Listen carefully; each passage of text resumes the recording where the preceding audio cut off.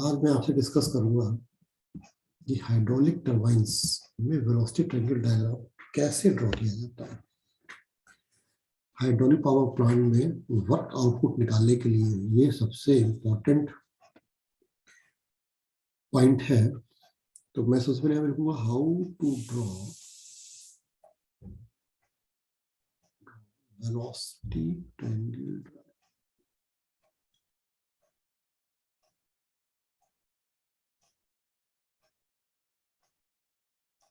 कैसे हम लोग ड्रॉ करते हैं, ये सबसे इम्पोर्टेंट पॉइंट है इसके अंदर। सबसे पहले हम क्या करते हैं, इसके लिए एक ब्लेड सेलेक्ट करते हैं, क्योंकि हर हाइड्रोलिक पावर प्लांट में एक ब्लेड लगा रहता है। एक हम जनरल टर्मिनोलॉजी हमें मान के चलेंगे कि एक यहाँ पे ब्लेड लगा हुआ है, इस तरह का ब्लेड, ये ब्लेड है, ये ब्लेड है, इसको वेन भी कहते हैं, इसको बकेट भी कहते हैं। अब इस ब्लेड के जो है दो एंगल मान के चलते हैं। एक एंगल इसका, ये हम मान के चलते हैं, ये इनलेट एंगल है, ये इसका ब्लेड का एग्जिट एंगल है। इस ब्लेड का जो इनलेट एंगल है वो हम मान के चलते हैं, ये थीटा डिग्री, थीटा। और जो एग्जिट एंगल है इसको मान के चलते हैं, ये है फाई।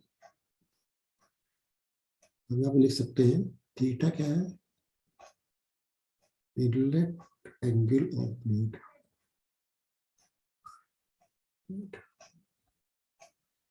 फाई क्या है, exit angle of blade,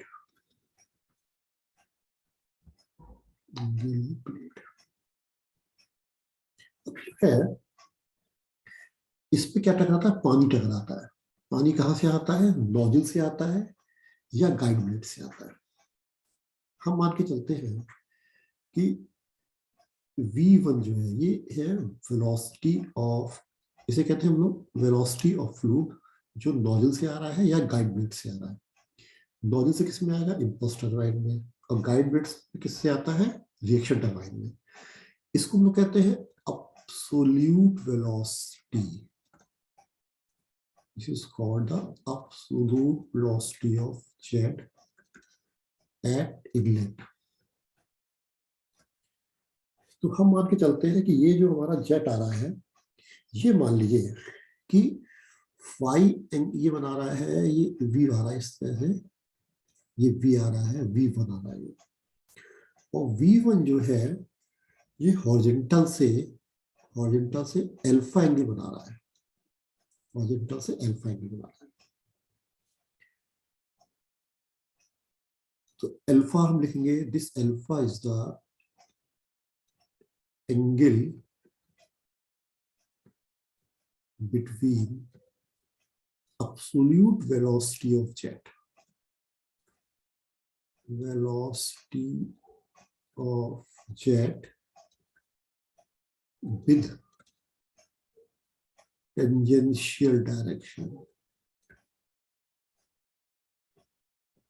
tangential direction में क्यों कह रहा हूं मैं, क्योंकि मान के चल रहा हूँ प्लेट की जो u वेलोसिटी से जो प्लेट मूव कर रही है हमारी एक्स डायरेक्शन में, अगर ये रोटेट भी कर रही होगी तो भी इसकी जो टेंजेंशियल वेलोसिटी होगी वो ये होगी, ये टेंजेंशियल वेलोसिटी है।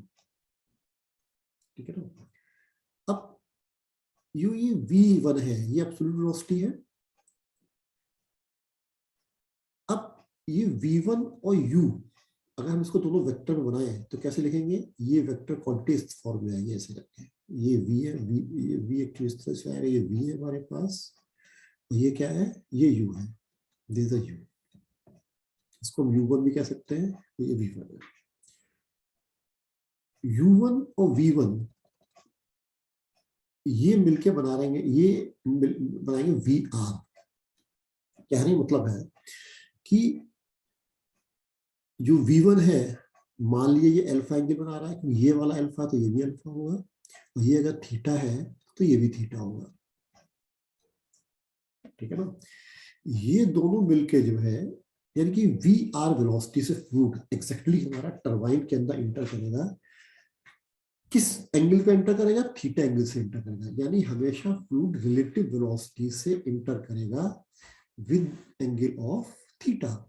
तो वी आर क्या है, वी आर वन कह सकते हैं, जिसको वी आर वन, यह रिलेटिव वेलोसिटी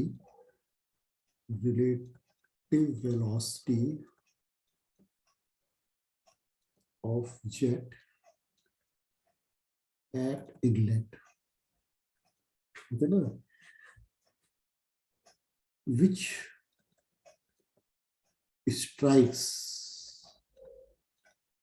with veins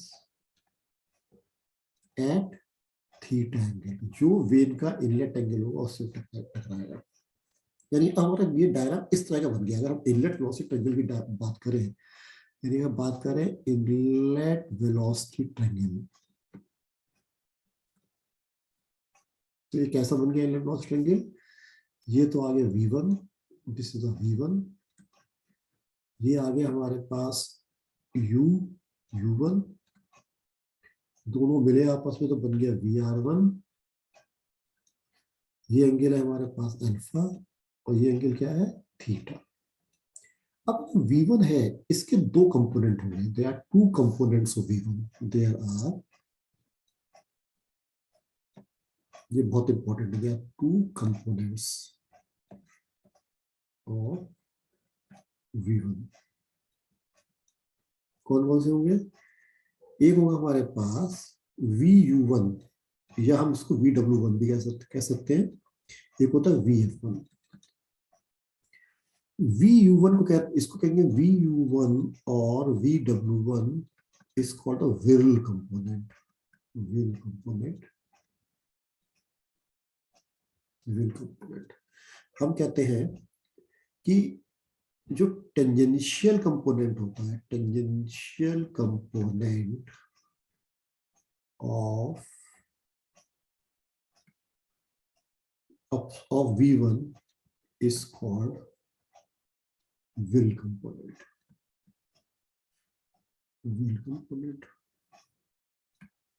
तो V1 का टेंजेंशियल कंपोनेंट कौन सा हुआ? V1 का टेंजेंशियल कंपोनेंट कौन सा हुआ? ये हुआ, ये जो है, ये जो V1 है, ये जो V1 है, इसका टेंजेंशियल कंपोनेंट ये हो गया VU1, और परपेंडिकुलर कंपोनेंट कौन सा हो गया? वो ये हो गया VF1, VF1।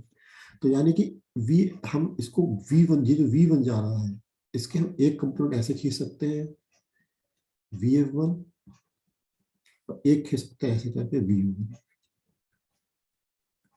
और VW1, बात एक ही है। इस तरह से ये हो गया हमारे पास VF1, और ये जो पूरा कंपोनेंट, ये लाइन पूरी जाएगी, this line is called the, क्या बन गया हमारे पास, VW1 और VU1। VF1 क्या करें, VF1 क्या कहेंगे, VF1 को क्या कहेंगे, this called the flow component, this is called the flow component, यानी perpendicular component of, perpendicular component of absolute velocity is called flow component।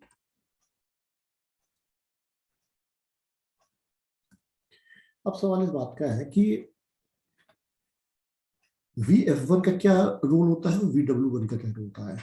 VW1 जो होता है या VU1 जो होता है, it is used to produce work,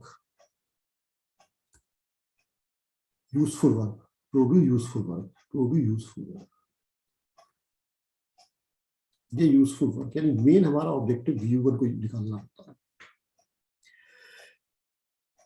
VU1 की direction क्या होती है? टेंजेंशियल डायरेक्शन होती है, मतलब व्हील की टेंजेंशियल वेलोसिटी होती है उसी डायरेक्शन में होता है।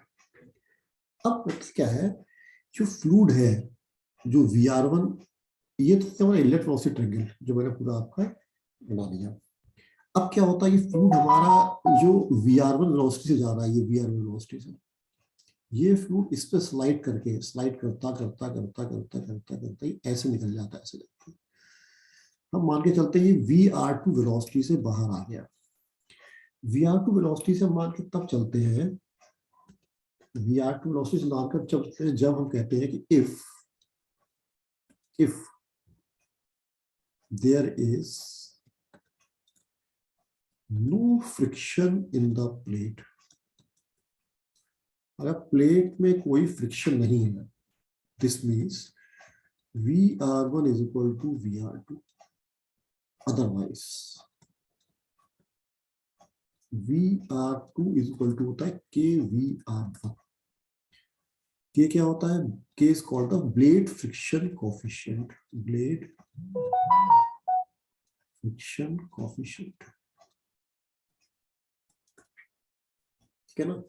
तो अब क्या होगा इसके अंदर, अब अगर मैं पीछे जाऊं, अब क्या होगा, क्या होगा, ब्लेड हमारा VR2 से निकला, किस एंगल से निकला है? फाई एंगल से निकला, यानी VR2 की डायरेक्शन वही होगी जो एग्जिट ब्लेड की एंगल, एग्जिट ब्लेड का एंगल होगा। तो इसको मैं लिख देता हूं कि VR2 is always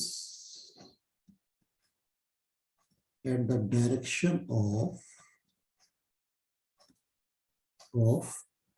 exit blade angle,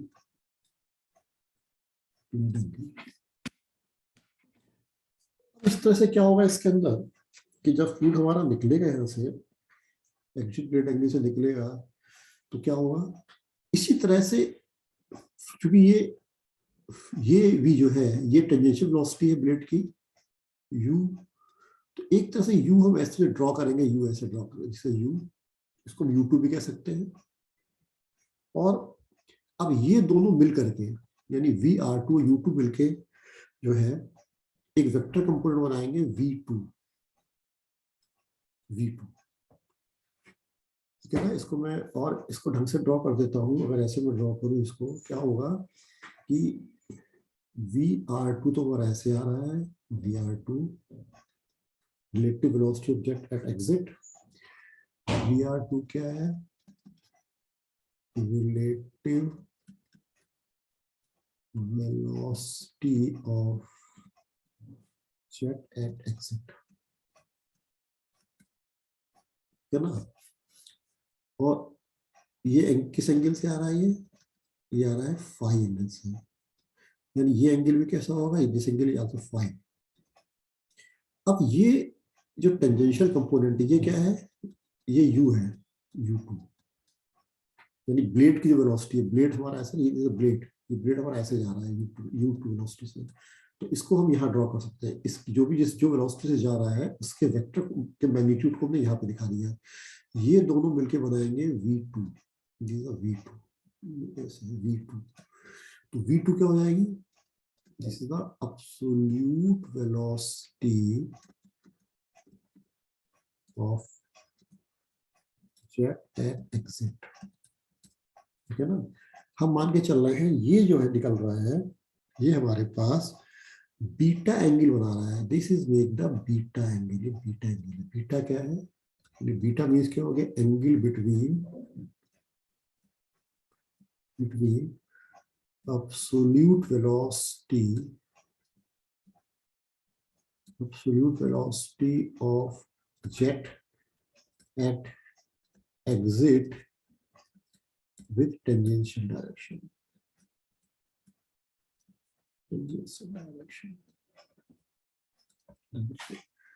अब क्या हुआ, अगर हम इसको ड्रॉ फिर से करें, ड्रॉ इसको दिखाने के लिए, ये एंगल हमारे पास आ गया VR2, ये आ गया U2, ये दोनों ने मिलकर बनाया V2,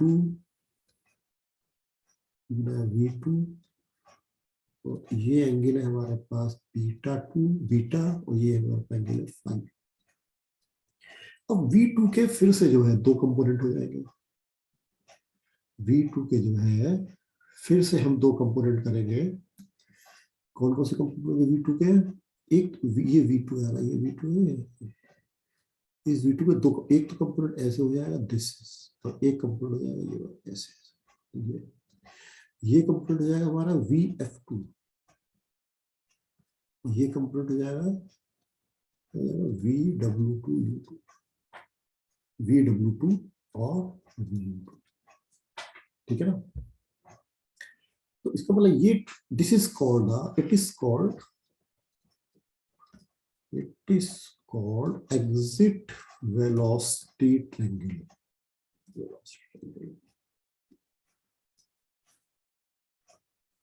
अगर fluid, if nature of fluid is radial at exit,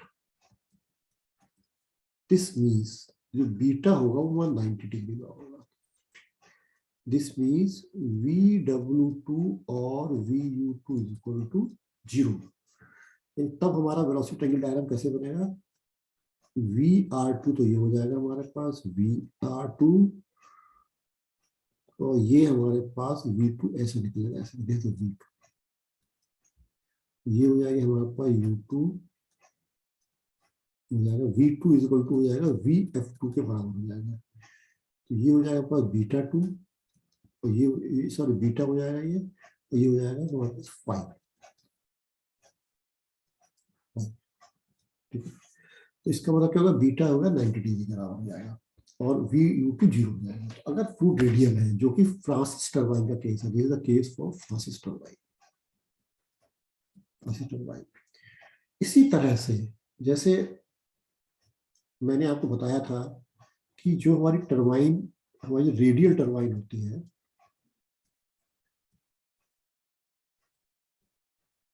जो हमारी रेडियल टरबाइन होती है, उसमें क्या होता है? In case of radial turbine, sorry, in case of tangential turbine,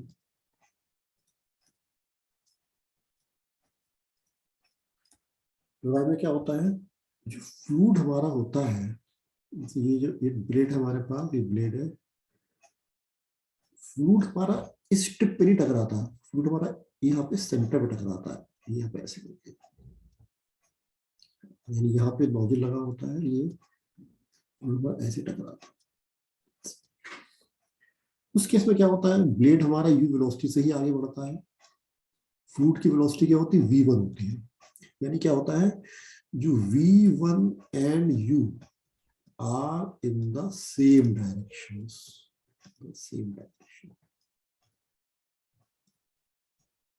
इसका मतलब क्या होता है कि ये मान लो v1 है, ये v1 है, ये u1 है, दोनों एक ही मैग्नीट्यूड के होते हैं। तो जो रिलेटिव वेलोसिटी होगी VR1, वो हमेशा v1 माइनस क्या होगी? u1 होगी, ठीक है ना। या हम ये भी कह सकते हैं, जैसे मैंने आपको बताया था कि v1 के दो कंपोनेंट होते हैं, एक होता है VU1 और VW1 विल कंपोनेंट, और एक होता है VF1। तो यहाँ पे क्या होगा? जो VF1 है वो 0 के बराबर होगा, और जो V1 है वो हमारा होगा VU1 और VW1 के बराबर होगा। तो इस तरह से जो है हम लोग डिफरेंट कंपोनेंट वेलोसिटी के लेते हैं। तो हमेशा आपको ध्यान रखना है, जब भी टेंजेंशियल कंपोनेंट होगा तो उस केस पे जो है हमारा V1 हमेशा U1, VU1 और VW1 के बराबर होगा। यानी हम इसको ये भी लिख सकते हैं कि VR1 is equal to VU1 minus U1 लिख सकते हैं, ठीक है ना। तो इस तरह से टेंजेंशियल कंपोनेंट में क्या होता है, रेडियल कंपोनेंट में क्या होता है, और किस तरह से हम लोग ड्रॉ करते हैं, वेलोसिटी ट्रायंगल डायग्राम कैसे ड्रॉ करते हैं, ये मैंने आपको बताया। तो ये कहलाता है हमारा इनलेट वेलोसिटी ट्रायंगल डायग्राम, और ये कहलाता है आउटलेट वेलोसिटी ट्रायंगल डायग्राम। इस डायग्राम को अगर मैं पूरा करना चाहूँ तो पूरा कर सकता हूँ। ये होगा, ये वाला कंपोनेंट होगा, ये वाला VU2 VW2, और ये वाला जो डायग्राम हो गया VF2। This is a flow component, this is a well component. Flow component हमेशा एब्सोल्यूट वेलोसिटी के परपेंडिकुलर होते हैं, और जो विल कंपोनेंट होते हैं वो टेंजेंशियल वेलोसिटी के पैरेलल होते हैं। एक जो बड़ा इंपॉर्टेंट पॉइंट मैं आपको बता दूं कि जो वर्क प्रोड्यूस करते हैं, work always produce VU1 by will component only, component only. इसमें जो फोर्स निकालते हैं, force exerted by jet on the wings, कैसे निकालते हैं? F is equal to m dot Vx1 minus Vx2. अब जैसे मैंने आपको बताया था कि if Vx2 and Vx1 are in same direction, तो दोनों सेम डायरेक्शन में है, तो क्या होते हैं? देन तब क्या होता है? F इज इक्वल टू होता है m dot minus Vx2 if both are in opposite direction. Both मतलब होता है Vx1 Vx2 are in opposite directions.